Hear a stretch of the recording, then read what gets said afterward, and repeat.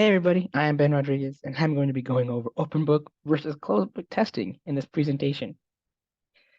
So closed book testing, let's get started with it. Closed book testing has been done for centuries, and it is oftentimes the preferred one because it's one, honestly, easier at grading for teachers, and two, it just, sometimes is easier to have students memorize something than it is for them to truly understand it. And you see, having closed book testing doesn't have very many great benefits to it.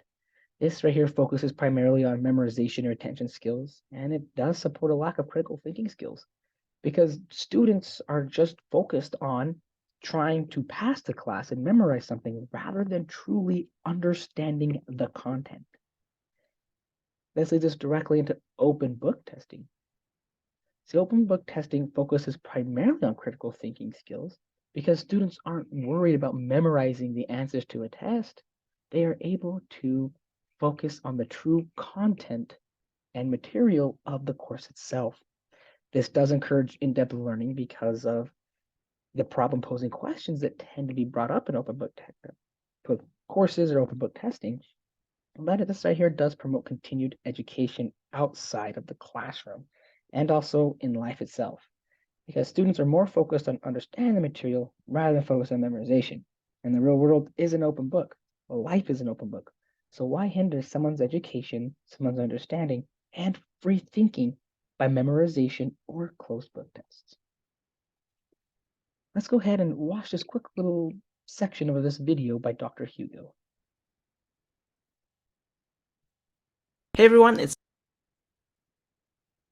I apologize about that. Dr. Hugo here from Study Smarter Academy and welcome back to the channel. So today we're not going to talk about study tips, but a controversial topic around study, which is sparked by one of our Instagram posts recently. So this post right here has sparked so many comments in the comment section, particularly this one right here, Calsaw246. Would you trust a doctor who is using a textbook in a consultation? And this is a really interesting debate. Before we get into whether all exams should be open book or not, let's talk a little bit about this debate because I'm personally guilty of this. And her skepticism is quite right because you just cannot know everything in medicine. It is just purely impossible. The more you try to learn about medicine, the more you realize, oh my goodness, there is actually so much more that you can learn about medicine. For example, you as a patient might go and see your doctor. 9 out of 10 times, the doctors know the constellation or signs and symptoms or systems or the pattern of recognition that you may fit into a certain condition, and they can give you the diagnosis, or they'll perform an examination, do some tests and investigations, and we can arrive at a diagnosis.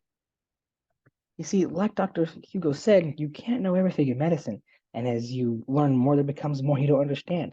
This is like most topics taught today in school. This is even like life itself. Life is an open book, so there's no one way to do it. So why is school still stuck in this one way? As technology has increased and life has moved on, so has the world. We have developed many programs to aid our life and to help continue our education, our learning. Things like Google and more amazing colleges have come out with different policies in regards to their open book policies. So let me present this question to you now.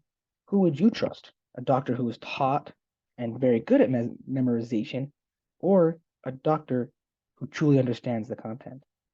I personally would prefer a doctor who understands the content rather than a doctor who has memorized their way through school, primarily because a doctor who understands the content itself and the illnesses and sicknesses, they're going to properly diagnose me versus one who just memorized their way through.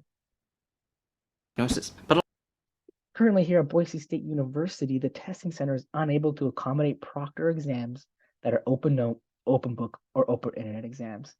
And currently with their policies, it also makes professors have very limited options. And that is clearly stated within their policies.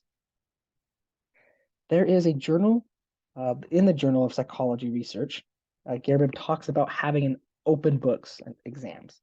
In his article, he says, an open book exam still distinguishes good students from poor ones, is preferred by the students, does not seem to decrease learning and retention, and decreases anxiety levels. Having open book exams tend to make anxiety levels go down, allowing students to do a lot better in the courses. Along with, as you said there, it does not seem to decrease learning and retention. In fact, it actually does keep it the same, or if anything, increases it. So here's kind of the summary of everything we talked about. Open book testing is the best option in favor of the student's learning. And Boise State has an opportunity to benefit students in the long term and mold them into successful students far after college by having open book tests. Because open book testing allows for students to be able to understand and become learners, not memorizers or people who just get by. Allowing more options for teachers in the testing center, and we are able to have students be far well off and successful after college. As I mentioned, Boise State is unable to proctor open book or open note exams. With this limitation, professors are unable to examine students under honest yet thoughtful conditions. Boise State's current testing policies prohibit the ability to test with deeper knowledge and learning, and they promote memory-based examination. It'd be worthwhile to advocate for open book and open note exam testing within Boise State and their testing center to align with the mission statement of Boise State that prepares students for success.